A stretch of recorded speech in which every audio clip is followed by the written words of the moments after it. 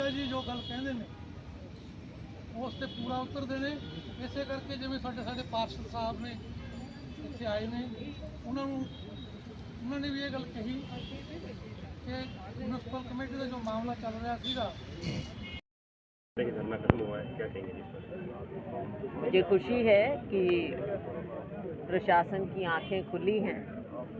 हम उम्मीद करते हैं कि जो हमारे पार्षद साथियों की ज़रूरतें थी, उनकी इज्जत थी, मान सम्मान था, वो मिले और उनके कार्य हों, क्योंकि उनके कार्य उनके अपने नहीं, लोगों के कार्य हैं। तो हम उम्मीद करते हैं कि ये सारी बातें आगे पूरी हों और इस तरह से धरने पर काम छोड़कर बैठना और करना ये ना हो। लेकिन जब कभी लगेगा कि कमी आ रही है तो हम बतौर कांग्रेस पार्टी, कांग्रेस के कार्यकर्ता, हम हमेशा लोगों के साथ खड़े रहे। कार में ब्लास्ट हुआ है जी, दिल्ली में आतंकवादी घटना हुई है, और कैसे देखते हैं जी आप? इसके बहुत गहरी जड़ें हैं और इसमें भी हमारी पूरी आशा है कि जो खुफिया एजेंसी हैं हमारी, वो इसमें काम करें और बड़ी मजबूती से, किसी को भी छोड़ना नहीं है। और जहाँ भी इनके तार जा रहे हैं, चाहे पड़ोसी देश में जाएं, उसको सरकार गंभीरता से ले और ऐसे हादसे आगे ना हो, इस बात को इंश्योर करे सरकार।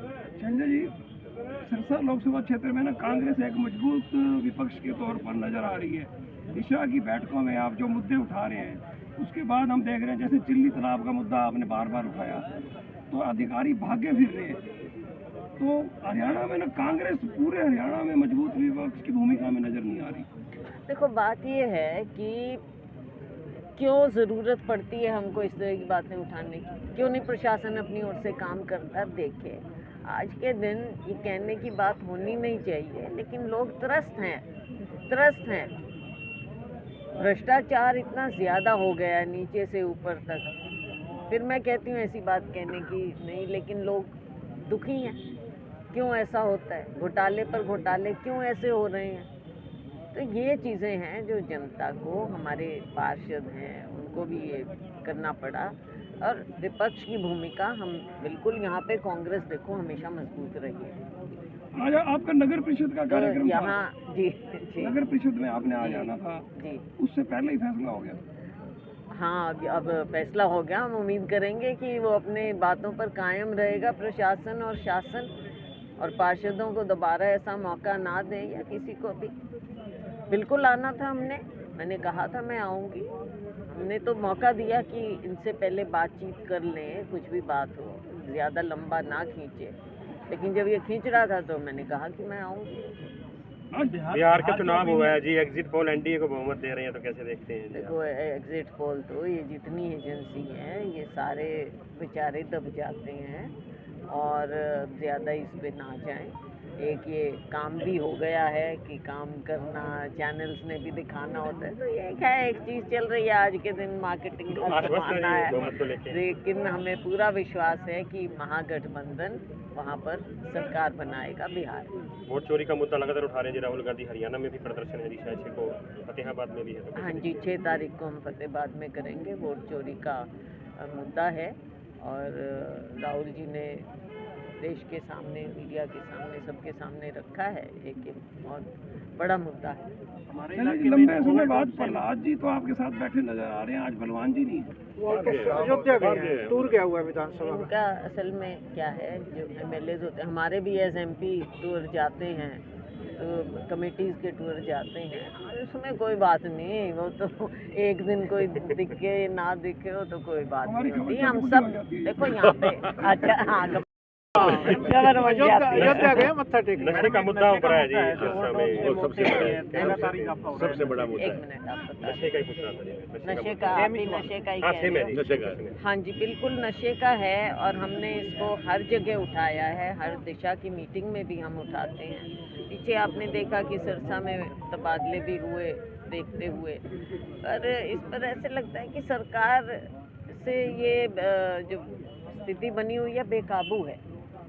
जब तक धरपकड़ नहीं होगी और सरकार इसके बारे में बहुत ज़्यादा चिंतित हो, चिंतन करे और कार्रवाई करे, कार्रवाई के बिना नहीं होगा। सिर्फ जो नशे में हैं उनको पकड़ पकड़ के वो करने का तो कोई मायने नहीं। जो बड़े लोग हैं, ये बड़े बड़े लोगों के बिना नहीं होता है।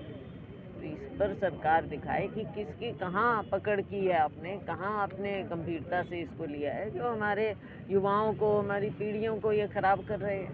नशे से सब लोग त्रस्त हैं, फिर कहते हैं विदेश क्यों भाग रहे हैं, धमकी रूट क्यों ले रहे हैं, वहाँ क्यों जा रहे हैं। भाई सरकार इनके बारे में, इनके सोचे, हमारी युवा पीढ़ी के बारे में, और इनको आगे कुछ नज़र आए ना, रोज़गार हो, कुछ काम हो, नज़र आए। आज सेंट्रल जो सिक्योरिटी कमेटी है उसकी भी बैठक है इस बॉम्ब विस्फोट को लेकर के, और चिंतन किया जाएगा और उसके अलग क्या फैक्ट्स निकलता है वो लेकर के। इस पर सख्ती से कार्रवाई होनी चाहिए, जड़ तक जाओ।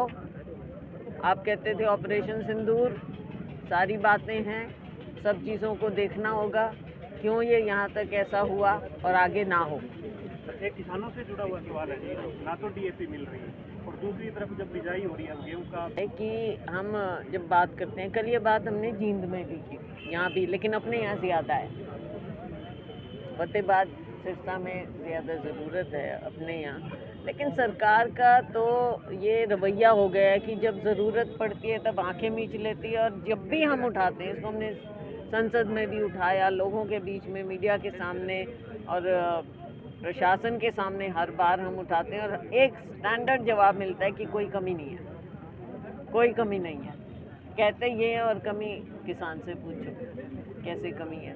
तो ये सरकार किसान विरोधी सरकार है, हमारे मजदूर विरोधी सरकार है। ये कोई काम ढंग से हो नहीं रहा, और किसानों का विरोध तो आपने देखा, आज तक कानूनी दर्जा नहीं मिला एमएसपी को, तो उम्मीद क्या करेंगे इस सरकार से। इनके आज के जन्म दिवस की भी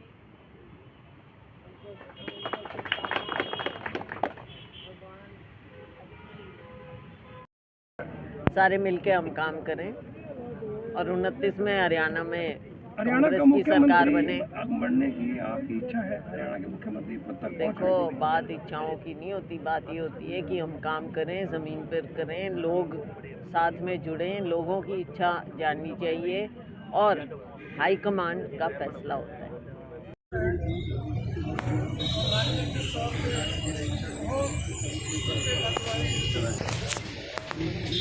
वैसे था प्रहलाद की गद्दी में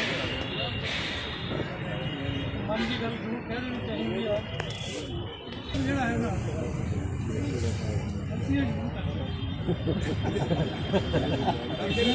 मैनू इस गल का अफसोस है कि मैं अज उन्होंने पता लग्या ਵਧਾਈ ਦੇਣ ਦਾ ਨਹੀਂ, ਨਾਲ ਦੀ ਨਾਲ ਮੈਨੂੰ ਇਹਦੇ ਪੁੱਛੇ ਦੀ ਵਧਾਈ